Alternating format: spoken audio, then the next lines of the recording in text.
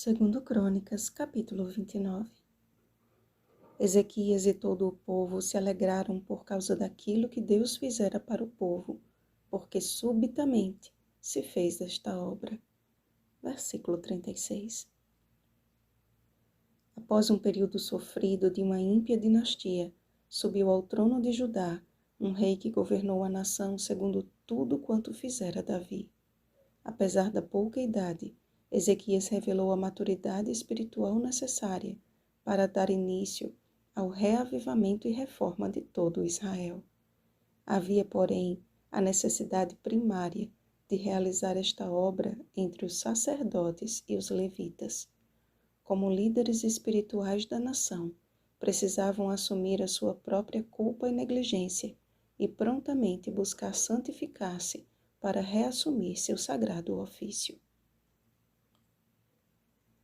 Ao abrir as portas da casa do Senhor e repará-las, Ezequias demonstrou seu fiel compromisso com as Escrituras.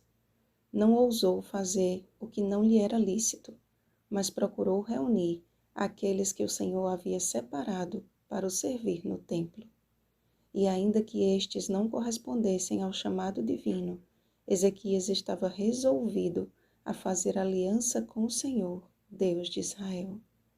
Sua decisão não estava condicionada à decisão dos líderes. Sua firme decisão foi um poderoso testemunho que motivou os levitas e sacerdotes a agir conforme as suas ordens. Os levitas reuniram a seus irmãos, santificaram-se e vieram segundo a ordem do rei, pelas palavras do Senhor, para purificarem a casa do Senhor. Primeiro houve um preparo pessoal, ou seja, um reavivamento, para depois haver uma reforma. Antes da limpeza do templo físico, deve haver uma purificação do templo do coração. E seguindo essa sequência, tiraram para fora toda a imundícia que acharam no templo do Senhor. Só então foi restabelecido o verdadeiro culto a Deus.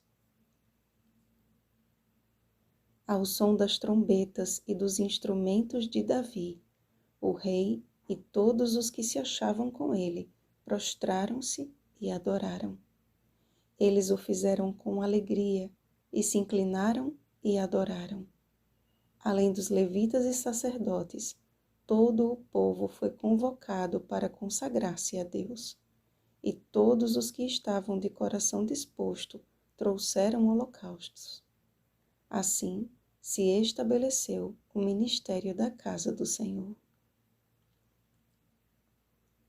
As mudanças promovidas por Ezequias estão carregadas de útil ensino, que não caduca e nem deve ser ignorado.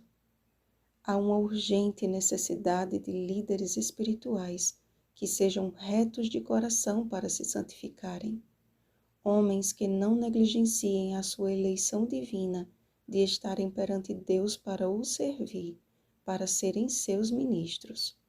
Que antes de buscar lançar fora as imundícias da casa do Senhor, busquem a santificação da própria vida, de modo que, mediante um viver eloquente, com propriedade possam dizer: já purificamos toda a casa do Senhor. Assim como havia ordem e decência no serviço do santuário terrestre, com leis referentes às cerimônias, ao vestuário dos levitas, à música, Deus nos chama a vivermos à altura de nossa vocação. Contudo, antes importa que o nosso coração esteja disposto a servi-lo com retidão e alegria. Como os discípulos, precisamos ir até Jesus com humildade e pedir: Senhor, ensina-nos a orar. Lucas capítulo 11, versículo 1. Foi após um fervoroso e perseverante período de oração que o Espírito Santo desceu sobre eles. E será assim que o remanescente do Senhor encontrará forças para enfrentar o último e bom combate. Diante de um tempo de apostasia e predominante letargia, não sejais negligentes, mas que a nossa vida esteja constantemente diante do altar do Senhor, em oração e estudo da palavra, e Ele, subitamente, fará a sua perfeita obra em nós, a fim de que estejamos preparados para o retorno do nosso Redentor. Vigiemos e oremos. Bom dia, santificados pela palavra. Oremos pelo batismo do Espírito Santo. Oremos uns pelos outros. Rosana Garcia Barros.